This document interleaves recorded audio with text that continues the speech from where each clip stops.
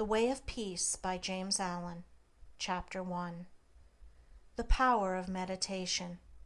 Spiritual meditation is the pathway to divinity. It is the mystic ladder which reaches from earth to heaven, from error to truth, from pain to peace. Every saint has climbed it, every sinner must sooner or later come to it, and every weary pilgrim that turns his back upon self and the world, and sets his face resolutely toward the Father's home, must plant his feet upon its golden rounds.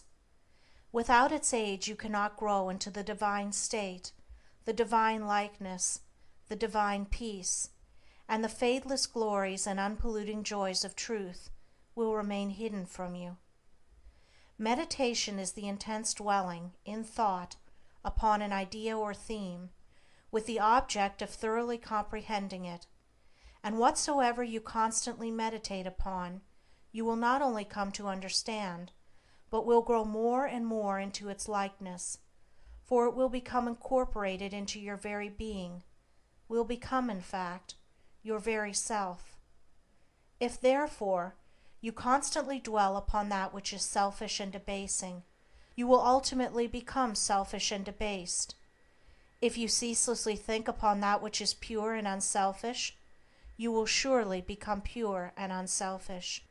Tell me what that is upon which you most frequently and intensely think, that to which, in your silent hours, your soul most naturally turns, and I will tell you to what place of pain or peace you are traveling, and whether you are growing into the likeness of the divine or the bestial.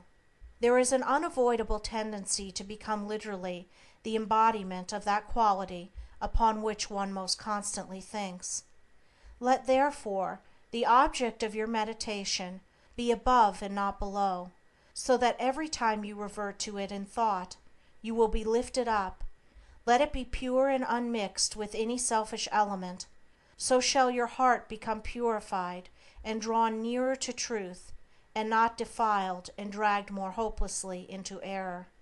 Meditation, in the spiritual sense in which I am now using it, is the secret of all growth in spiritual life and knowledge. Every prophet, sage, and savior became such by the power of meditation. Buddha meditated upon the truth until he could say, "I am the truth." Jesus brooded upon the divine immanence until at last he could declare, "I and my Father are one." Meditation centered upon divine realities is the very essence and soul of prayer. It is the silent reaching of the soul toward the eternal. Mere petitionary prayer without meditation is a body without a soul, and is powerless to lift the mind and heart above sin and affliction.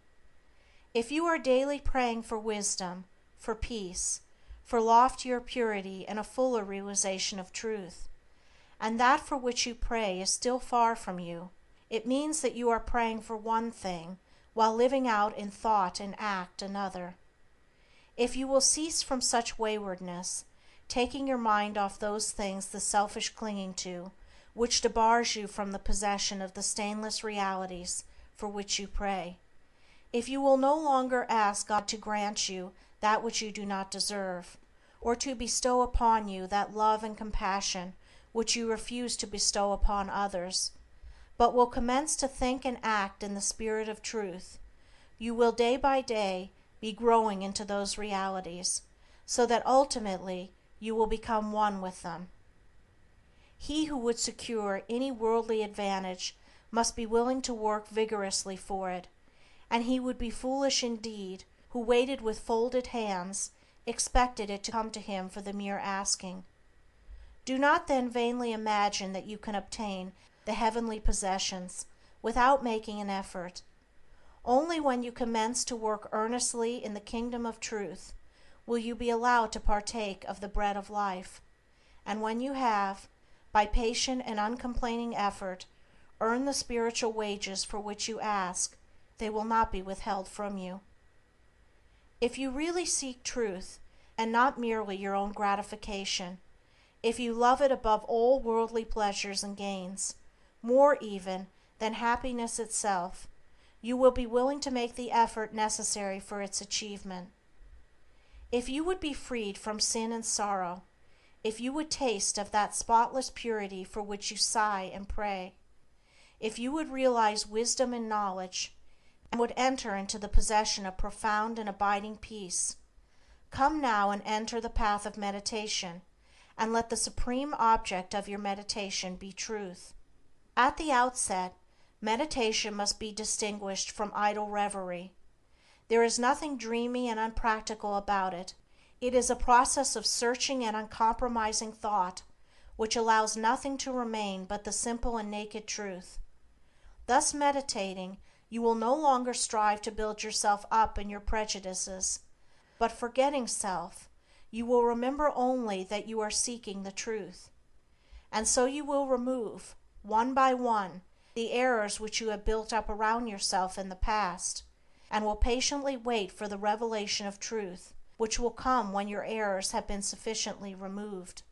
In the silent humility of your heart, you will realize that there is an inmost center in us all, where truth abides in fullness and around. Wall upon wall, the gross flesh hems it in, this perfect, clear perception, which is truth. A baffling and perverting carnal mesh blinds it and makes all error, and to know, rather consists in opening out a way whence the imprisoned splendor may escape, thus in effecting entry for a light, supposed to be without. Select some portion of the day in which to meditate, and keep that period sacred to your purpose. The best time is the very early morning, when the spirit of repose is upon everything. All natural conditions will then be in your favor. The passions, after the long bodily fast of the night, will be subdued.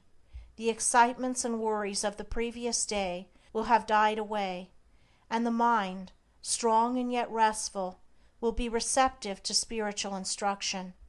Indeed, one of the first efforts you will be called upon to make will be to shake off lethargy and indulgence, and if you refuse you will be unable to advance, for the demands of the spirit are imperative. To be spiritually awakened is also to be mentally and physically awakened. The sluggard and the self-indulgent can have no knowledge of truth. He who, possessed of health and strength, wastes the calm, precious hours of the silent morning in drowsy indulgence is totally unfit to climb the heavenly heights. He whose awakening consciousness has become alive to its lofty possibilities, who is beginning to shake off the darkness of ignorance in which the world is enveloped, rises before the stars have ceased their vigil, and grappling with the darkness within his soul, strives, by holy aspiration, to perceive the light of truth while the unawakened world dreams on. The heights by great men reached and kept were not attained by sudden flight, but they, while their companions slept, were toiling upward in the night. No saint, no holy man, no teacher of truth ever lived who did not rise early in the morning. Jesus habitually rose early and climbed the solitary mountains to engage in holy communion. Buddha always rose an hour before sunrise and engaged in meditation, and all his disciples were enjoined to do the same. If you have to commence your daily duties at a very early hour, and are thus debarred from giving the early morning to systematic meditation, try to give an hour at night, and should this, by the length and laboriousness of your daily task, be denied you, you need not despair, for you may then turn your thoughts upward in holy meditation in the intervals of your work, or in those few idle minutes which you now waste in aimlessness, and should your work be of that kind which becomes by practice automatic, you may meditate while engaged upon it. That eminent Christian saint and philosopher, Jacob Boehme, realized his vast knowledge of divine things whilst working long hours as a shoemaker. In every life there is a time to think, and the busiest, the most laborious, is not shut out from aspiration and meditation. Spiritual meditation and self-discipline are inseparable, if you will. Therefore, commence to meditate upon yourself so as to try and understand yourself. For remember, the great object you will have in view will be the complete removal of all your errors in order that you may realize truth.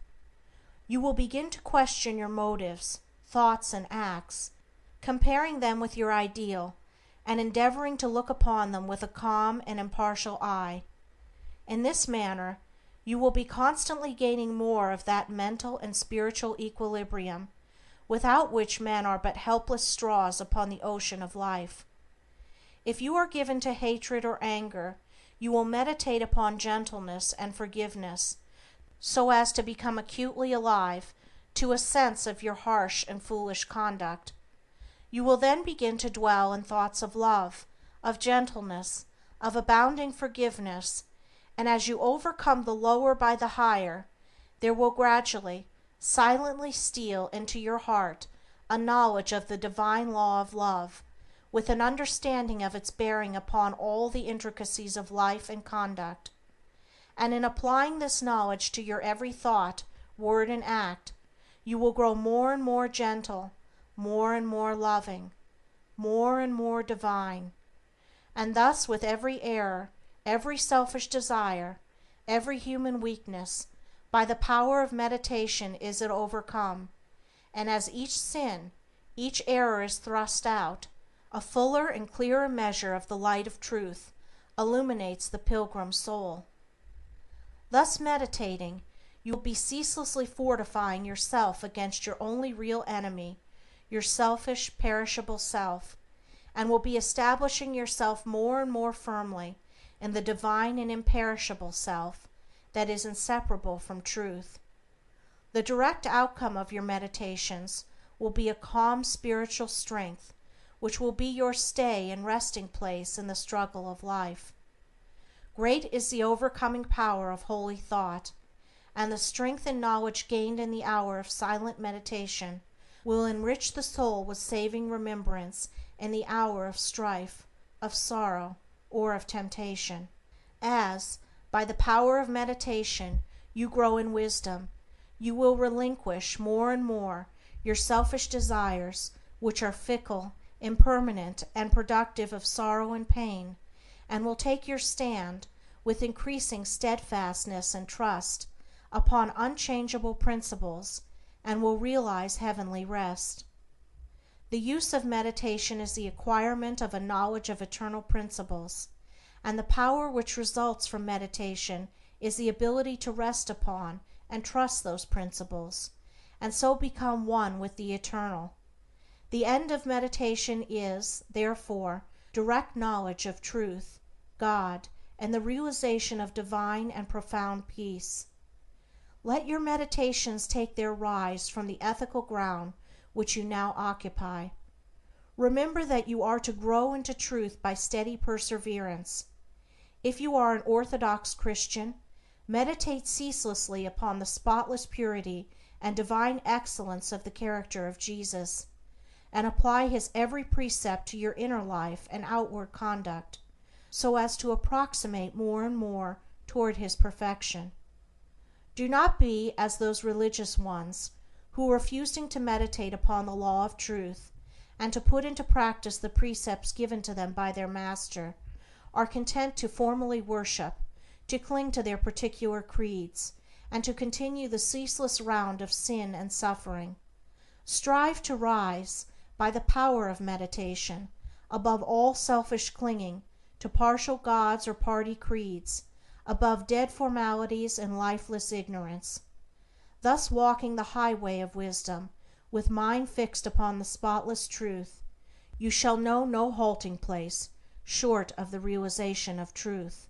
He who earnestly meditates first perceives a truth, as it were, afar off, and then realizes it by daily practice.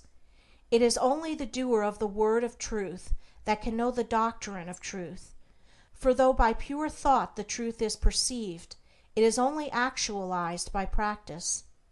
Said the divine Gautama, the Buddha, He who gives himself up to vanity and does not give himself up to meditation, forgetting the real aim of life and grasping at pleasure, will in time envy him who has exerted himself in meditation, and he instructed his disciples in the following 5 great meditations. The first meditation is the meditation of love, in which you so adjust your heart that you long for the weal and welfare of all beings, including the happiness of your enemies. The second meditation is the meditation of pity, in which you think of all beings in distress, vividly representing in your imagination their sorrows and anxieties, so as to arouse a deep compassion for them in your soul. The third meditation is the meditation of joy, in which you think of the prosperity of others and rejoice with their rejoicings. The fourth meditation is the meditation of impurity, in which you consider the evil consequences of corruption, the effects of sin and diseases, how trivial often the pleasure of the moment, and how fatal its consequences. The fifth meditation is the meditation on serenity, in which you rise above love and hate, tyranny and oppression, wealth and want, and regard your own fate with impartial calmness and perfect tranquility. By engaging in these meditations, the disciples of the Buddha arrived at a knowledge of the truth. But whether you engage in these particular meditations or not matters little, so long as your object is truth, so long as you hunger and thirst for all that righteousness which is a holy heart and a blameless life. In your meditations, therefore, let your heart grow and expand with ever-broadening love, until freed from all hatred and passion and condemnation, it embraces the whole universe with thoughtful tenderness. As the flower opens its petals to receive the morning light, so open your soul more and more to the glorious light of truth. Soar upward upon the wings of aspiration, be fearless, and believe in the loftiest possibilities. Believe that a life of absolute meekness is possible. Believe that a life of stainless purity is possible. Believe that a life of perfect holiness is possible. Believe that the realization of the highest truth is possible. He who so believes climbs rapidly the heavenly hills, whilst the unbelievers continue to grope darkly and painfully in the fog-bound valleys. So believing, so aspiring, so meditating, divinely sweet and beautiful will be your spiritual experiences, and glorious the revelations that will enrapture your inward vision. As you realize the divine love, the divine justice, the divine purity, and the perfect law of good or God, great will be your bliss and deep your peace. Old things will pass away, and all things will become new. The veil of the material universe, so dense and impenetrable to the eye of error, so thin and gauzy to the eye of truth, will be lifted, and the spiritual universe will be revealed. Time will cease, and you will live only in eternity. Change and mortality will no more cause you anxiety and sorrow, for you will become established in the unchangeable, and will dwell in the very heart of immortality. Star of Wisdom.